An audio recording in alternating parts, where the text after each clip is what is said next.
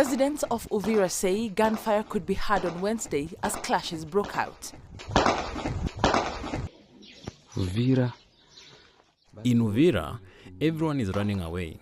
There is a heavy gunfire. There are no people. Most people are on the run. A social media video showed an empty street in the eastern Congolese town where gunshots could be heard in broad daylight. The source of the gunfire and the date when the video was filmed could not be independently verified. M23 rebels had been moving south towards Uvira after their advance on Bukavu over the weekend, another major city in South Kivu province. The latest push for a resolution between M23 and the Congolese government is coming from religious leaders. Catholic and Protestant leaders are aiming to organize peace talks to bring the two sides together. President Felix Tshisekedi has so far refused to sit down with the rebels, whom he brands as terrorists, and accused Rwanda of backing, although Kigali has denied this. The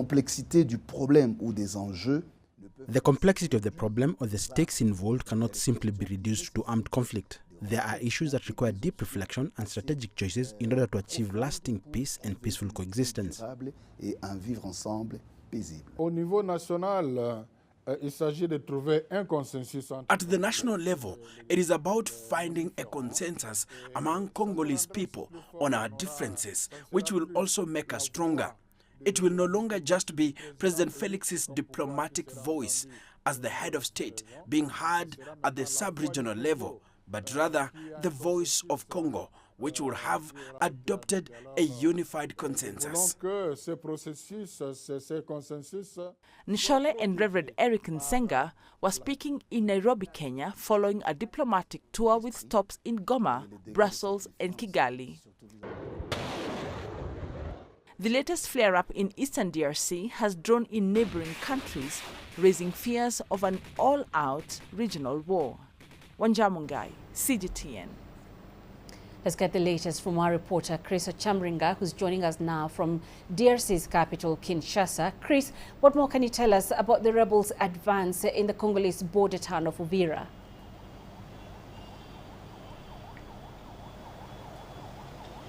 Well, there's some local officials in eastern DRC, South Kivu province, who were saying that the rebels entered the city and there was a lot of gunfire. Many people were panicking. They were saying there were dead bodies in the streets. But there are other people in that area who are saying the rebels have not seized the entire city. They're saying they have seen members of the Wazalendo militia patrolling the area and trying to put up a resistance. We've also heard that there was an exchange of gunfire on Wednesday between the Congolese troops and members of the Wazalendo militia.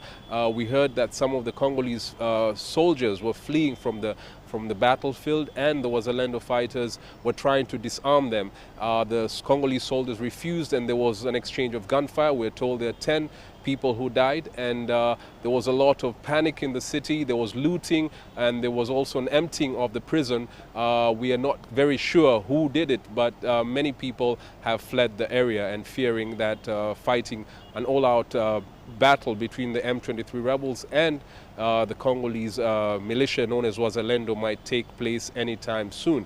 And you know, all this is happening and it has worsened the humanitarian situation in that area. Many people, the international community, countries like UK, France, the US, have all been calling on the M23 rebels to stop their advance, get to the negotiating table and resolve this conflict peacefully, but that has not been happening. And they're also calling on Rwanda to immediately withdraw all their troops who are fighting in that area. Penina?